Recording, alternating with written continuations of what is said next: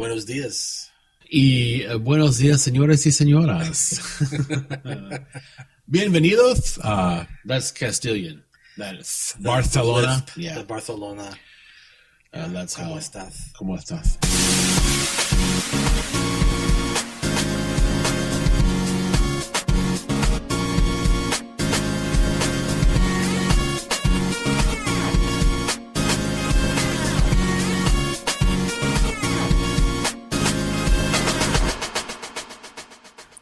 So Manhands and Meatloaf. That was Manhands and Meatloaf, episode 15. So my name's Steven. His name's Mike. Thanks for joining us. Episode 14. I want to start right away. You have something you want to get off? Is this 15 or 14? It's 15. I want to talk about 14 though. Dude, I don't want to talk about it. Is there anything you want to get off your chest straight away? I don't think I want to talk about 14. I want to talk about this. You do? Yeah, a little bit. Yeah. About the episode itself? About what happened. First off, let me stop. Yeah. Are we good? Producer? Mic check. We're good? Check. So last episode, for those of you scoring at home, we recorded 15 minutes of solid conversation. I think if I remember correctly, about marriage stuff, right? Maybe. Roles in the marriage, whatever. I've really forgotten about the entire episode. You blocked it. And we came back from our jazz break, as it were, and we began to talk about a topic. And I realize now, in my comments at the second half of episode 14, I acted like no one knew what we were going to talk about, but we allude to it, so it's not a super secret. I don't know what we talked about. We've tried to Was I even there the second part? Well, were you? We've tried to talk about this particular issue three times now. And we have yet to get the conversation on tape, so to speak, right? Yeah. The topic in question is, do you remember? I want to assume you don't. I want to say it because as soon as you say it, I know this won't get recorded. Right. Dude, say it. We'll Are see you what happens. superstitious? That's what I want to talk about. But what is the topic? We were talking about women Specifically, in ministry. the ordination of women. That's Yeah. right. Yeah. So we tried to talk about it 2 times on one night, I think episode 10. Mm-hmm. And then we came back to it episode 14, and it was gone. Yeah. So we had this conversation afterward, away from the table, about Christian superstition. Yeah. And I want to talk about that a little bit. Okay.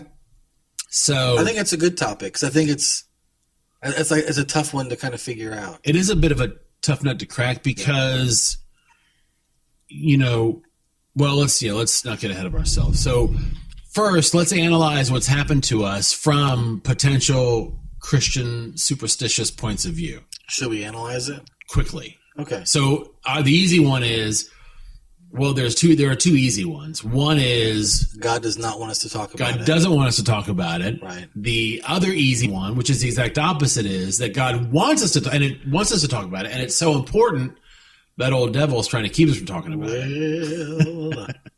But we won't be refused, Yeah. right? Yeah, that's the thing.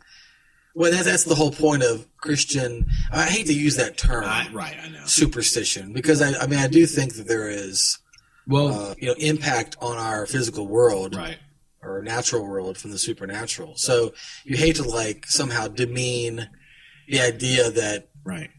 No, but Yeah, I'm thinking that as you're saying that, I'm thinking that's true because, and here's where it gets dicey, I think, for me, is there are times when I would say that in a person's life or in the life of a body of believers or whatever, that God wants us to do things. He has plans for us, so to speak. And those plans may come up against some challenge. That's a real thing, Sure. right? right. On the flip side, as you were just alluding to, and there's biblical precedent for this, there are times when forces outside of ourselves act for good or for bad. I mean, those are real things. So I don't want to be dismissive, but it is funny how maybe it's because it happens so easily. But I don't mean to say you get a good parking spot and it's because God's favor rests upon you. You know what I mean to say? Yeah, if there's no parking close to the door, then obviously the devil's fighting. That's right. Or your steak is overcooked and the devil's trying to get you down. I think, the expression, if the only tool you have is a hammer, everything looks like a nail. Sure. I mean, I think that applies somewhat. Right. Where, I mean, there are some people who wake up and they're looking for, a demon under every rock, or they're looking for any sign, which is, it would be interesting to take a look at what Jesus says about those who seek signs. Oh, that's a good point. Yeah. And only seek signs from him. Right. And how oftentimes they miss the most obvious signs he's giving them.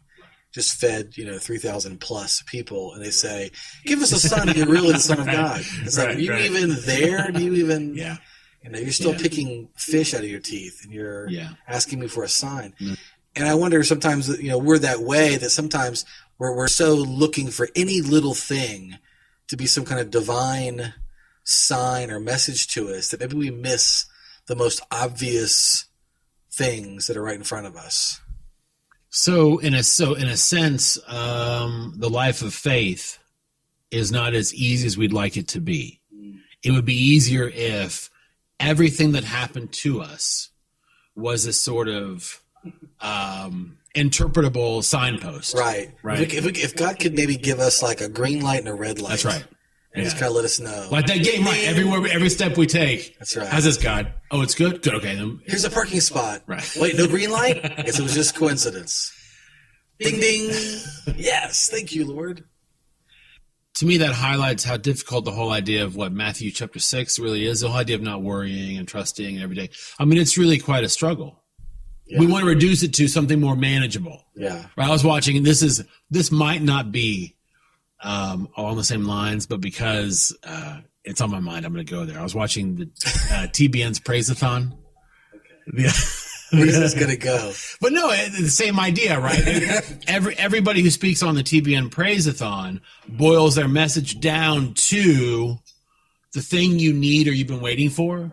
The challenge you've been facing is about to be settled for you just as soon as you head to your phone. Right. So here's a tricky bit. Maybe it is true that God might want some folks in this country to head to the phone. I'm not going to say not, but it's too easy to say, hey, you sitting at home, do you have a bad day? Go to the phone. Right. Tomorrow will be better. Yeah, I mean, it feels a bit, I know I'm not going to be careful. I want to be really careful, but sometimes I think we want Christian psychics. A little bit, sure. We want people to kind of read our spiritual palm and be able to give us like the forecast for the day. And I remember hearing it was a sermon, but like a conversation type thing. Erwin McManus out in Mosaic. Did a sermon on the will of God, how to know God's will, right? And they allowed some questions, and one guy was like, "What do you do when you've obviously missed God's will?" Oh. And he says to him, well, how do you know you missed God's will? Right. And he's like, well, like you take a job and you hate it and it's awful and you picked up and moved where you went and the apartment wasn't right and you never met any friends and the job wasn't what you thought it was going to be and nothing seemed to work out like, and it was just awful and you got fired and you had to... And he was like, well, how do you know that wasn't God's will? Exactly, right. And the guy was like, I hope it wasn't. But that's the thing, what if it was? Right. I mean, why do we assume that anything that didn't have a happy ending, that somehow that meant, well, God must not be in it? And we want to quote all those verses about, that's not abundant life. That's right. Sure. Pressed down, shaken together, running over. Yeah, I think if I'm not, I think that I listened to that sermon on your recommendation a couple of years ago, and I think that's absolutely right. We assume that if God has something for us, it will be like a Hallmark movie. It'll all resolve in the last 20 minutes.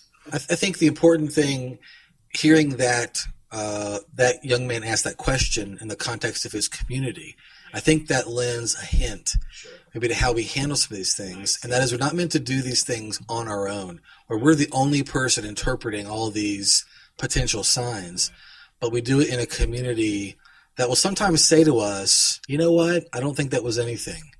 Or I think you misunderstood that. Or, just because, you missed your alarm clock doesn't mean it wasn't God's will for you to go to class today or whatever the thing was. I think we have to have those kind of people who will be honest with us and say, you know what, I don't think that's what it was. Or I think you're right. Or to go one further, I'll say this. being in community helps, because I know after what I've been through the last couple of years, and I won't get into it now, I would even welcome someone coming alongside and saying, I'm not sure why that happened. Right. But you're not alone. Right. And let's figure out what the best next step is. Yeah, good point there. Good call. So, are we going to talk about ordination of women tonight or no? Maybe now. I don't know. Because we want the We can episode talk to about it record. at the jazz break. Yeah, the jazz break. Back in a second.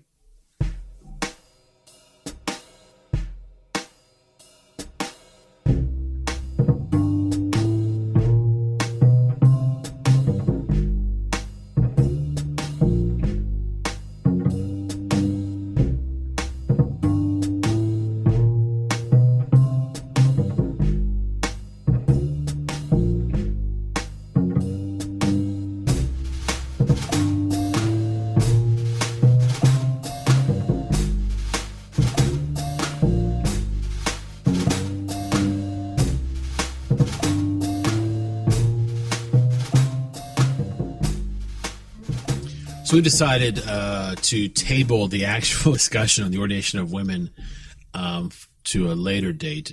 Spoiler alert, we both vote aye. But anyway, we'll talk about that later. And we did confirm with our production staff that the first portion of this podcast has recorded successfully. So, Ding, ding. Thank you, Jesus. So I want to ask you a question. I know you have something you want to talk about, something a little lighter you mentioned, but I want to ask you a question. Yes. I think if I were older, if I were just a few years older, I would say that I was calling you to task. But I'm not like 50. Oh no. So I'm not saying that. I read I don't know what it is. I read what you do? No, I don't. Oh, I read one of your posts. Mike blogs at was it MD McMullin? No, it's McMullin. Yeah, MDMcMullin.com. It redirects. Yeah, MDMcMullin.com. Find his or don't blog post there. If you don't think you'll like it, don't. Recently, and I say recently, I'm gonna pull it up actually. Recently, you blogged. I guess it was on April 27th. You had a post called "Biting My Fingers." Remember that post? Yes. And to distill it down to basic idea, you said, in essence, you don't like talking about stuff in your blogs that could be, or in your posts that could be controversial because you share your posts across social media. Mostly, I don't like sharing it on Facebook. Right. So if you do I've stopped sharing a lot of things on Facebook, and occasionally, if I blog about something that I think will get the yellers and screamers and all caps exclamation point people, right, that I don't share it on Facebook. So here's what I thought. This is interesting because let me say at the outset that what I'm saying is ultimately a good thing. Okay. It is ultimately complimentary of you and what you have to say. Okay. But could one make the argument that you are being passive aggressive? No, a little, just a little passive, a little yellow. Yeah. Now, here's why I say that. Let me quickly follow because I'm not being either glib or silly or whatever. You call me yeller? Yes, I am. Here's what I mean to say. I think I say that quite often. I was listening the other day. I think I say what I mean to say quite a bit, but I like it. What if, and I know maybe this goes back to Christian superstition. I don't know. But here's what bothers me about that stance. Yeah. What if there are folks on your Facebook wall who need to hear what you have to say, right?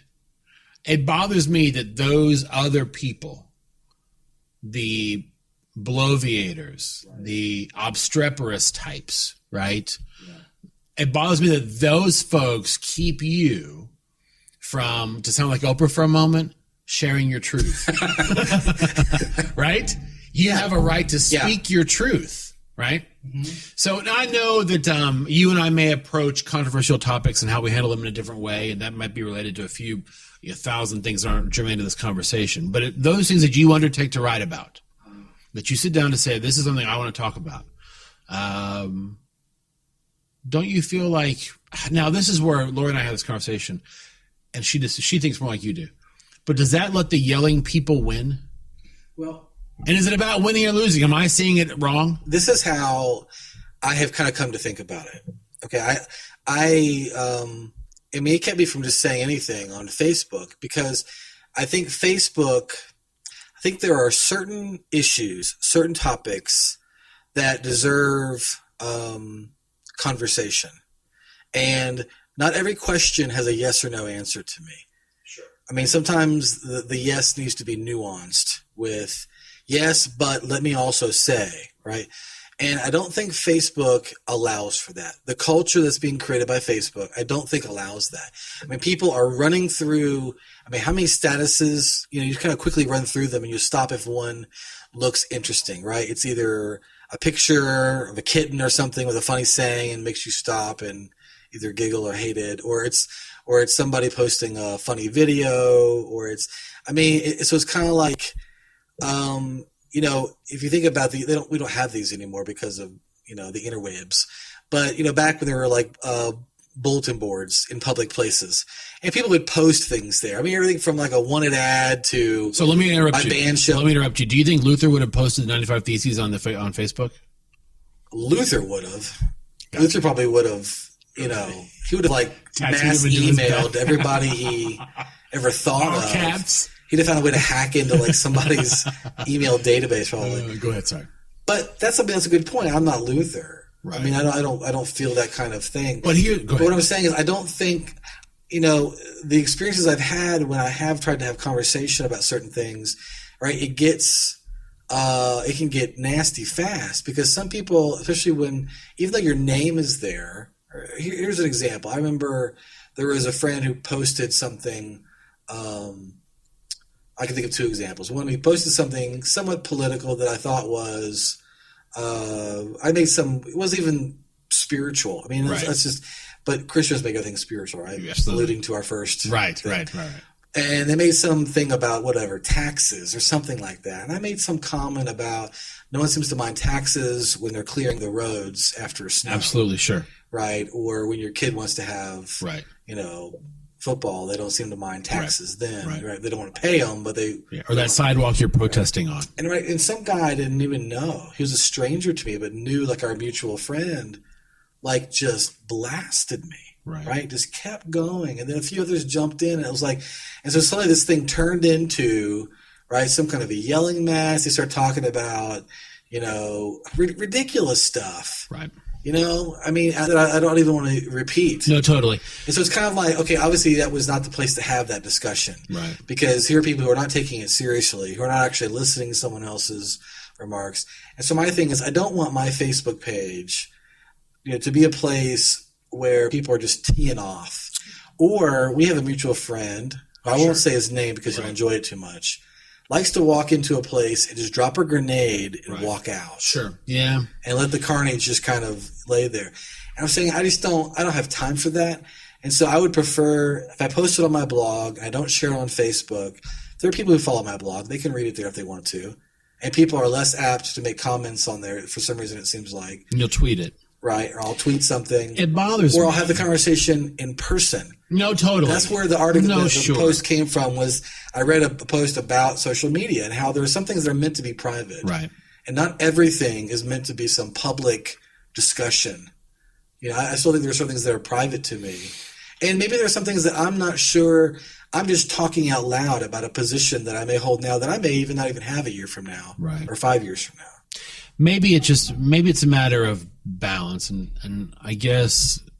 What I mean there is that if there ever were to come something that you felt so strongly about, like it was a real, and whether it changed or not, that those folks, because I get your point, and frankly, I mean, I guess I'm playing the devil's advocate when calling you yellow belly, because I am too in a way. I'll jot a thought or two down, but I haven't said much about much in a long time in social media, because to your point, it doesn't feel like it gets much done.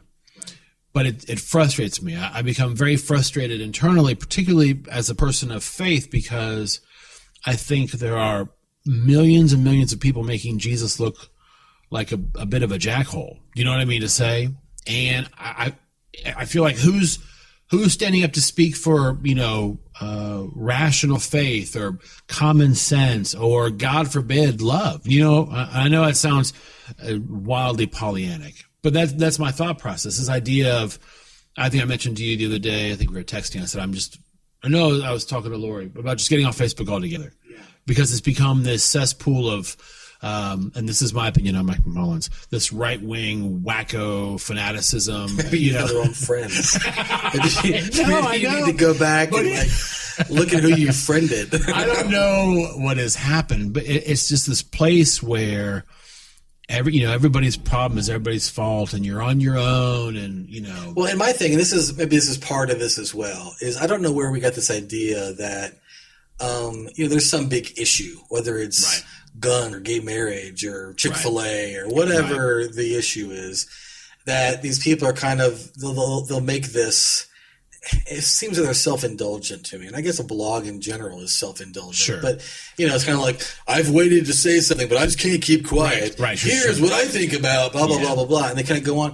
And I'm thinking, what did you think was going to happen? Like suddenly we are going to be like, you know what? If so and so thinks that, I better fall in line. Sure. No, it's just kind of like no one was waiting for you to say that. All it was a matter of you want people to know where you fall, where you stand on this issue, which side of the line are you standing on. And I read some of those kind of things, and I'm kind of like, well, I kind of think less of that person now for sure.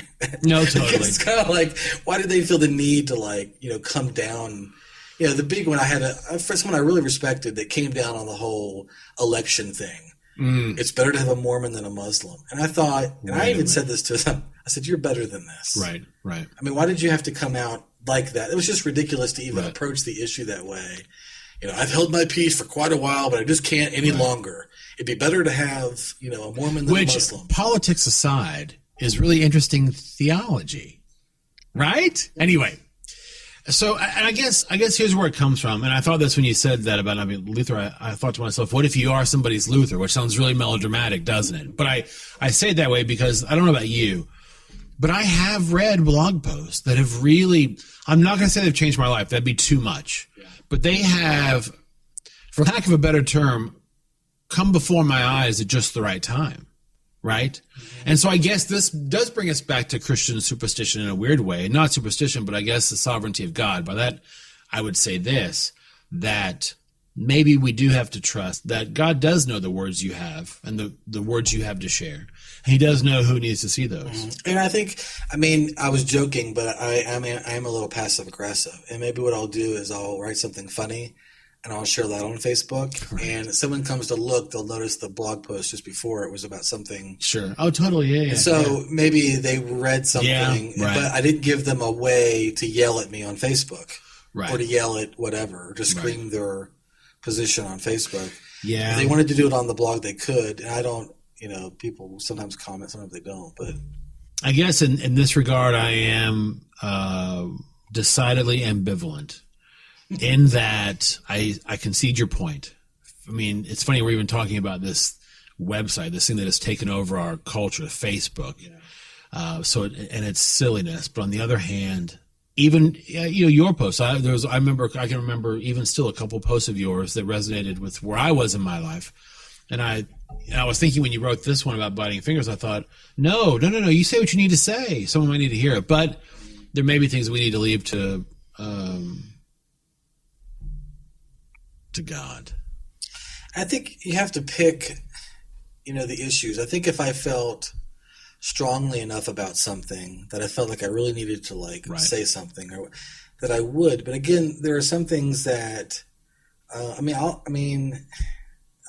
people won't like this, I guess. But there are some issues that I'm open on. I'm open to listen to discussion. I don't know. So let me hear.